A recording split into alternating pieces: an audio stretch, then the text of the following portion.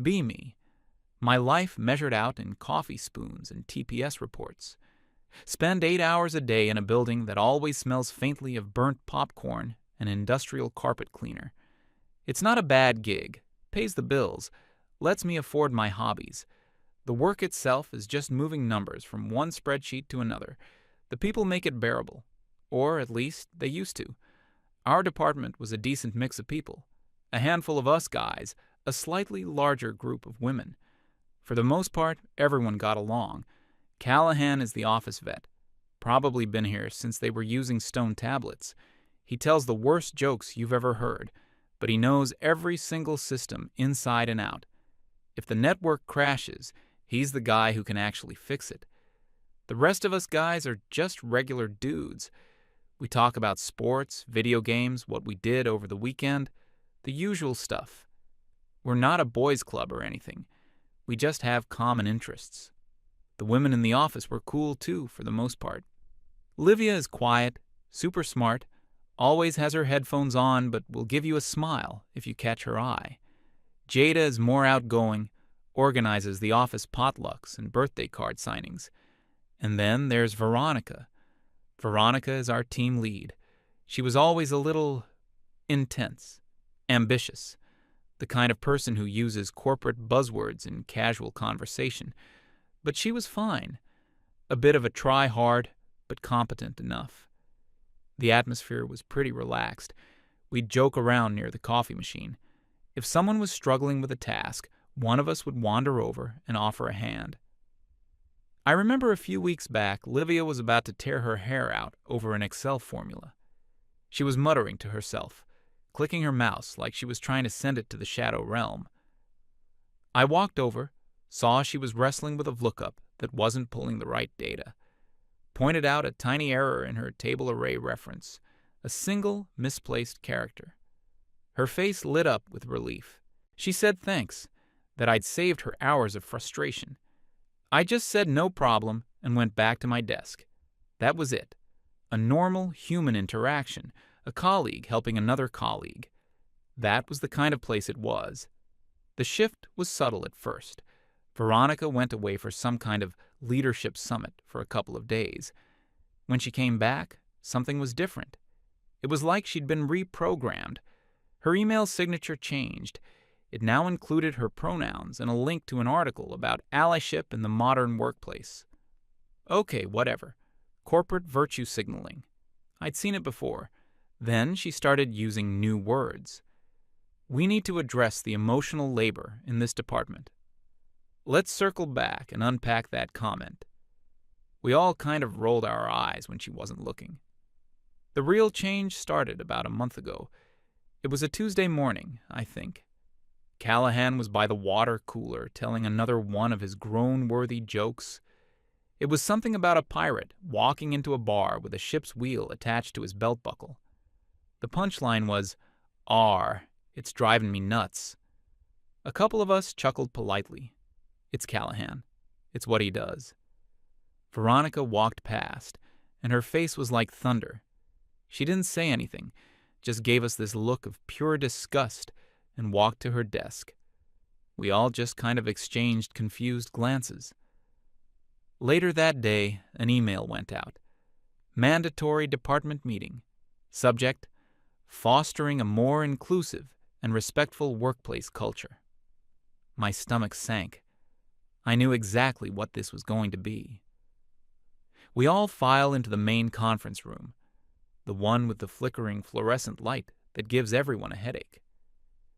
Veronica is standing at the front, next to a projector screen displaying the title of her presentation. Livia and Jada are sitting in the front row, looking at her with these expressions of complete admiration, like they were watching a TED Talk. The rest of us, the guys, we all found seats in the back, a silent, unspoken agreement to stick together. Veronica starts talking. Her voice has this strained, sanctimonious tone, the voice of someone who has discovered the truth and is deeply disappointed that the rest of us are still living in darkness. She says she's been doing a lot of thinking since her leadership summit, that she's realized our department has a culture problem. She says there are systemic issues and patterns of behavior that make it an unwelcoming environment for women. I look around at the other guys. Everyone has the same blank, slightly stunned expression.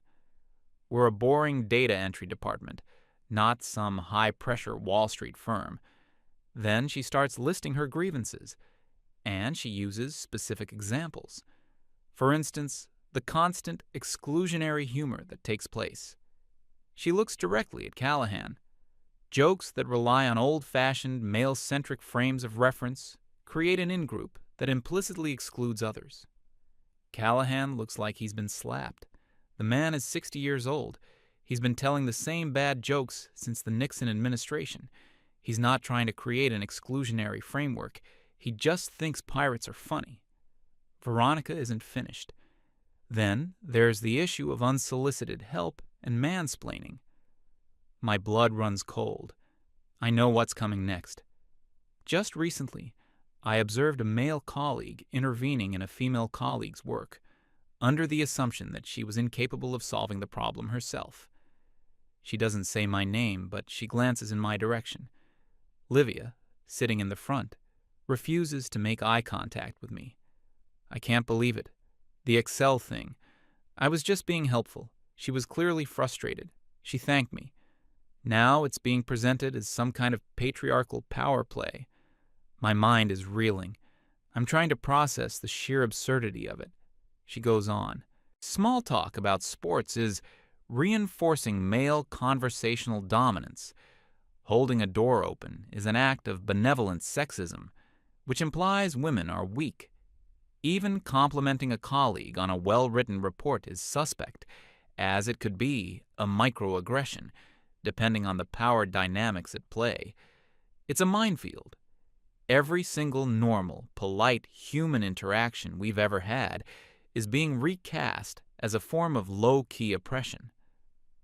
One of the younger guys, a new hire in the department, tries to speak up. He's a good kid, maybe 22. He says something like, "I'm not sure that's fair. I think we all just try to be friendly and help each other out." Veronica cuts him off immediately. She tells him that his comment comes from a place of privilege and that he can't see the systemic issues because he's part of the group that benefits from them. She says his refusal to listen to women's lived experiences is part of the problem. The kid just shrinks in his chair, his face bright red. He doesn't say another word. That's when the rest of us knew. There's no point in arguing. The verdict is already in. We're guilty. Veronica clicks to her final slide. It's titled New Departmental Communication Protocols. This is where she lays down the law. Rule number 1. All communication between colleagues must be strictly work-related. No more personal conversations or small talk. Rule number 2. All work-related requests, no matter how small, must be submitted via email or the official project management software. This is to create a paper trail and ensure accountability. Rule number 3. Do not offer help to a colleague unless they have explicitly requested it in writing. Rule number 4. Maintain professional distance at all times. The office is a place of work, not a social club. She looks out at all of us, a smug, satisfied smile on her face. Livia and Jada are nodding enthusiastically. This will ensure that our department becomes a truly safe, respectful, and productive environment for everyone, she concludes. The meeting ends. We all file out in complete silence. The air in the office is thick with resentment and confusion. The women, at least Veronica's little clique, look triumphant, like they've just won a major victory. The rest of us guys kind of drift towards the break room, needing a moment to process what the hell just happened. We're all just standing there, not really saying anything. One guy is just shaking his head, muttering unbelievable, over and over. Another one looks like he wants to punch a wall. I just feel tired, defeated. It feels like we've been accused of a crime we didn't commit and sentenced without a trial. Then Callahan speaks. His voice is low and steady. All the usual humor is gone. "All right," he says. "Let's talk." We find an empty conference room at the end of the hall and close the door. The younger guy who tried to argue is fuming. "We should go to Gideon," he says, talking about our department head. "This is insane. She can't do this." Callahan shakes his head slowly. "And what do you think Gideon will do?" he asks. "He's the boss. He doesn't care about office politics. He cares about productivity and not getting sued." He explains that if we go to Gideon, it'll look like a bunch of guys ganging up on a female team lead who is just trying to implement official company policy from her DEI training. We'll be labeled as resistant to change. Problem employees. HR will get involved. It'll be a whole investigation. And guess who they'll believe? He lets that sink in. He's right. We all know he's right. In the current corporate climate, we'd be toast. Our careers in this company would be over. We'd be the guys who got written up by HR for creating a hostile work environment because we complained about being told not to tell jokes. The despair in the room is palpable. We're trapped. "So what do we do?" someone asks. "Just take it? Live like this?" "No," Callahan says, a strange, grim look in his eyes. "We don't fight it. We embrace it." We all look at him, confused. She wants a professional, work-only environment. She wants every request in writing. She wants us to maintain professional distance. He looks around at each of us. We're going to give it to her. We are going to become the most ruthlessly efficient, professional, non-social employees this company has ever seen. He lays out the strategy. It's simple. It's beautiful. It's called malicious compliance. From this moment on, we follow her new rules to the absolute letter. No good morning. No, how was your weekend? No eye contact in the hallway. A female colleague asks you a question? You politely tell her to send you an email. You see someone struggling to carry a heavy box of printer paper? You walk right past. She didn't request help in writing. The coffee pot is empty? Not your problem. Making coffee isn't in your job description. We are to become ghosts, cogs in the machine. We will do our assigned tasks, and only our assigned tasks. We will be polite. We will be professional. We will be completely and utterly unapproachable. We're not doing this to be jerks, Callahan clarifies. We're doing this for our own protection. She just handed us a rule book that makes us untouchable. If we follow it perfectly, she can never, ever accuse us of anything again. We're just following her direct orders. A slow understanding dawns on everyone's faces. The anger and frustration begin to morph into a cold, determined resolve. This isn't a rebellion. It's an act of collective self-preservation. We're not breaking the rules. We're weaponizing them. We all agree. A silent pact is formed in that stuffy little conference room. The old office is dead. Tomorrow, a new one is born. I go back to my desk and spend the rest of the day in a haze. I watch Veronica walk around, radiating smug self-satisfaction. She thinks she's fixed us. She has no idea what's coming. The next morning, the change is immediate. I walk in at 8:59 a.m. Usually I'd say hello to whoever was around. Today, I walk straight to my desk. I don't look at anyone. I put on my headphones, log into my computer, and start working. I notice the other guys are doing the same. It's like a silent, coordinated ballet. The office, which is usually buzzing with morning chatter, is dead quiet. The only sounds are the clicking of keyboards and the low hum of the servers. Veronica, Livia, and Jada are standing by the coffee machine, talking in low voices. They keep glancing over at us. They look pleased. They think their plan worked. The first test comes around 10 a.m.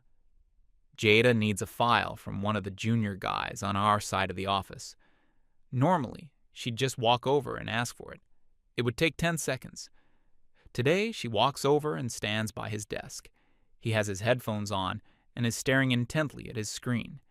He doesn't notice her.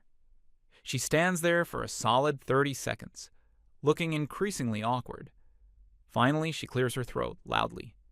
He looks up, a neutral expression on his face. He takes off one side of his headphones. Yes? Hi, she says, a little thrown off by his tone. I need the quarterly report file. He nods slowly. Okay. Please send me a formal request via email, and I will add it to my task queue. Then he puts his headphone back on and turns back to his screen. The look on Jada's face is a perfect mix of shock and indignation. She stands there for another few seconds, speechless, then turns on her heel and stomps back to her desk. I can see her furiously typing out an email. A few of us guys exchange subtle, knowing glances over the tops of our monitors. Phase 1 is a success. Later that day, Livia runs into a technical problem. Her computer is lagging, and a piece of software she needs keeps crashing. Normally, she might ask one of us for a quick look before calling the official IT help desk, which is notoriously slow. I see her getting more and more frustrated. She sighs loudly. She reboots her machine twice. No one moves. No one offers to help. We all just keep typing, immersed in our work, following the rules. Finally, with a huff of frustration, she picks up her phone, and I can hear her on the line with the help desk, describing her problem in excruciating detail. She looks over at me once, a flicker of something in her eyes. Annoyance? Disappointment? I can't tell. I just give her a brief, neutral nod and go back to my spreadsheet. I'm not being rude. I am maintaining professional distance. The day crawls by in this new, sterile silence. At 5 p.m. on the dot, something beautiful happens. Every single man in the department stands up, logs off their computer, packs their bag, and walks out the door. No, see you tomorrow. No, have a good night. Just an exodus. We leave Veronica, Livia, and Jada sitting in the silent, empty office. As I walk to my car, I feel a strange sense of peace. This is going to be interesting. The first few days felt like a novelty, a silent protest. By the second week, it had become the new reality. The office was no longer quiet. It was silent. You could hear the hum of the overhead lights. You could hear someone across the room click their mouse. The lack of ambient conversation was deafening. The productivity, which Veronica assumed would skyrocket without all the distracting small talk, started to plummet. A simple question that would have been a 30-second conversation was now a chain of emails with a 2-hour response lag. Projects started to stall. Deadlines were getting pushed. You could almost feel the friction in the air as the gears of our department slowly ground to a halt. Veronica and her crew started to look less smug. Their little victory was turning sour. They had wanted a sterile, professional environment, but they didn't seem to realize how isolating that would be. They had drawn a line in the sand, and now they were the only ones on their side of it. The attempts to bridge the gap started subtly. Jada, who was normally very bubbly, would try to make eye contact and smile at us when we passed in the hall. We'd give a quick professional nod and keep walking, maintaining distance, as per the protocol. Livia tried asking one of the guys about a movie that came out over the weekend. He just gave her a polite blank stare and said, "I'm sorry, I have to get back to this report. If you have a work-related question, please send it to me via email." She looked genuinely hurt. I almost felt bad for a second, but then I remembered the meeting. I remembered being publicly shamed for helping her. The feeling passed. The main event happened on a Wednesday, I think. We all came into the office, and there was a big pink box of donuts on the table in the break room. A little note next to it, written in bubbly handwriting, "Happy Hump Day, V, L, and J." It was a peace offering, a Trojan horse made of sugar and fried dough. In the old days, those donuts would have been gone in an hour. That day, not a single guy went near them. We'd get our coffee and walk right past the box as if it wasn't there. Around lunchtime, Veronica, Livia, and Jada were standing near the break room, watching the untouched box with growing frustration. I heard Veronica whisper, "This is so childish. They're doing this on purpose." Jada said something like, "Maybe they just don't like donuts."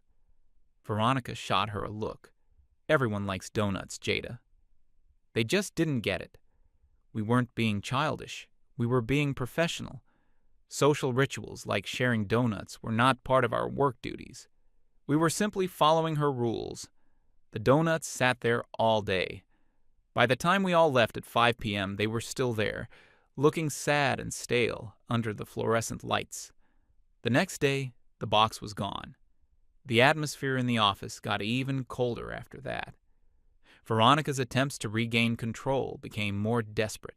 She sent out a calendar invite for a voluntary midweek team-building lunch. Within 10 minutes, every single man in the department had declined the invitation. Most of us didn't even give a reason, just declined. Callahan, in a stroke of genius, replied to the invitation with a single line, "Thank you for the offer, but my current workload does not allow for non-essential meetings. I will be using my lunch break to ensure my project deadlines are met." He copied our boss, Gideon, on the reply. Checkmate. Veronica had to cancel the lunch. The public humiliation was obvious. She was starting to look stressed. The circles under her eyes were getting darker. Her perfect, ordered world was crumbling, and she couldn't understand why. She had all the power. She had made the rules. Why weren't we behaving the way she wanted? She thought she was the zookeeper, but she had just built a cage around herself. The breaking point came near the end of the month. Our department had a huge quarterly presentation for the company's executive team. Gideon, our boss, was the one presenting, but our team was responsible for compiling all the data and building the slide deck. It was a high-pressure, all-hands-on-deck kind of project. In previous years, this was when our team really shined. We'd stay late, order pizza, collaborate, and knock it out of the park. There was a real sense of camaraderie. This year, it was a disaster. The email-only communication meant that everything took 10 times as long. There was no quick collaboration. No one was bouncing ideas off each other. It was just a bunch of individuals emailing files back and forth in a sterile, joyless process. The day before the presentation, everything fell apart. There was a major error in the final data set. Some of the core numbers were completely wrong, which threw off all the charts and projections. It was a complex problem, a data corruption issue that required deep knowledge of our legacy database systems. There was only one person in the entire department who could fix something like that quickly: Callahan. Veronica was in full-blown panic mode. The presentation was in less than 24 hours. Gideon would have her head if they had to postpone. I saw her rush over to Callahan's desk. Her face was pale. "Callahan, I have an emergency," she said, her voice trembling slightly. "The quarterly data is corrupted. I need you to look at it right now." This was it, the moment of truth. Callahan slowly turned in his chair. He looked at her with a completely calm, neutral expression. "I understand the urgency, Veronica," he said, his voice level. "Please submit a high-priority ticket through the project management software with a detailed description of the problem. I will address it in the order it was received, according to my current task queue." Veronica looked like she was going to explode. "There's no time for a ticket," she practically shrieked. "I need you to fix it now." A few people were starting to look over. Callahan didn't raise his voice. He just looked at her and said, "Veronica, the new protocols are in place to ensure accountability and a respectful work environment. I cannot deviate from them. It would be unprofessional." He used her own words against her. It was brutal. She just stood there, sputtering, completely powerless. She knew he was right. She knew she had no grounds to force him. She had taken away her own authority. She stormed back to her desk, and we could all hear her furiously typing. Callahan got the official notification from the software about 5 minutes later.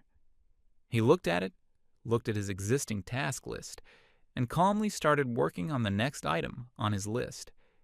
He didn't get to her high-priority ticket until late the next morning. He fixed the problem, of course. He's a professional. But it was too late. Gideon had to go to the executives and postpone the presentation. The fallout was biblical. Gideon was a very old-school boss. He was a quiet, no-nonsense man who valued two things above all else: competence and results. He didn't care about office culture or emotional labor. He cared about hitting targets. And our department had just failed spectacularly on the most important project of the quarter. The next afternoon, Veronica, Livia, and Jada were seen walking into Gideon's office. They were in there for almost an hour. We all knew what was happening. They were going to try and blame us. A few minutes after they left, Gideon's assistant came out and asked for Callahan and me to come to his office. My heart was pounding. This was the end game. We walked in. Gideon was sitting behind his huge oak desk, looking grim. Veronica was there, sitting in a chair off to the side. She wouldn't look at us. She had been crying. Gideon gestured for us to sit. "All right," he started, his voice low and dangerous. "I've just heard a very disturbing report from your team lead." He looked at Veronica. "She tells me that the men in this department have created a hostile and toxic work environment. She tells me you've been engaged in a coordinated campaign of passive aggression and are using silence as a weapon to intimidate your female colleagues." He paused, letting the accusation hang in the air. "She seems to believe this is the reason a critical, multi-million-dollar presentation was delayed, humiliating me and this entire department. So, tell me what's going on." I could feel Veronica staring at us, waiting for us to incriminate ourselves. I looked at Callahan. He was completely calm. He had come prepared. He reached into his leather satchel and pulled out a single sheet of paper. He slid it across the desk to Gideon.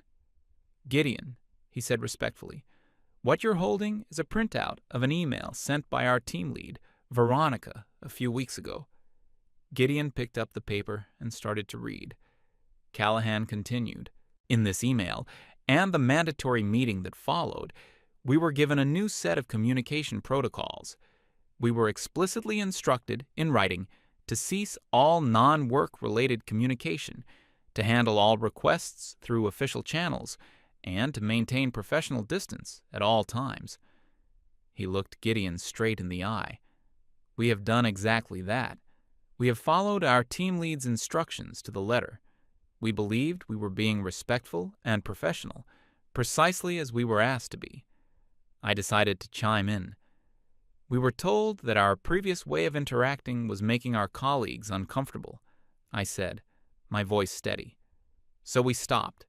We adapted to the new policy. We have been nothing but professional." Gideon finished reading the email. He put it down on his desk. He looked at Veronica. Her face had gone from tear-streaked and defiant to ashen white. The silence in the room stretched for an eternity. Gideon finally broke it. He looked at Veronica, and his voice was cold as ice. "Let me get this straight," he said. "You implemented a set of rules that actively discourage teamwork, collaboration, and basic human interaction. Then, when your department's performance collapsed as a direct result of these rules, you come crying to me and accuse your team of being hostile for following your rules?" Veronica opened her mouth to speak, but no words came out. She looked like a fish out of water. "The quarterly numbers are down 15%, Gideon continued, his voice rising. "My most important presentation of the year was a catastrophic failure, and you're telling me it's because you decided to conduct some kind of social experiment on your own team?" He shook his head in disbelief. "This isn't a university seminar, Veronica. This is a business. We are here to do a job, and you have catastrophically failed at yours." He stood up. "This meeting is over. Callahan, Sam, thank you for the clarification. You're dismissed." We stood up and walked out of the office, not looking back at Veronica. We didn't need to. We had won. The aftermath was swift. Veronica was not fired, but she was demoted. She was stripped of her team lead title. She's still in the department, sitting at a desk in the corner, just another data drone like the rest of us. Her authority is completely gone. No one listens to her. Even Livia and Jada keep their distance from her now. Gideon sent out a department-wide memo the next day. It was short and to the point. It said that the previous communication protocols were rescinded and that all employees were expected to collaborate effectively to achieve business goals. It was a complete reversal. But things didn't go back to the way they were. They couldn't. The trust was gone. The old camaraderie was shattered. We guys are civil. We'll say good morning. We'll answer a direct work question. But the extra stuff is gone. We don't offer help unless asked. We don't make small talk by the coffee machine. The bad jokes from Callahan have stopped. We do our work. We do it well. And at 5 p.m. we leave. The office is more productive now than it was during Veronica's reign, but it's still quiet. It's a place of work, nothing more.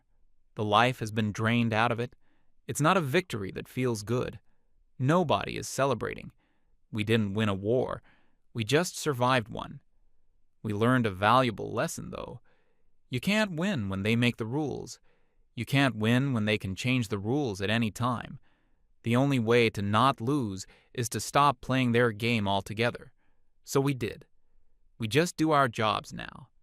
And in its own weird way, it's peaceful.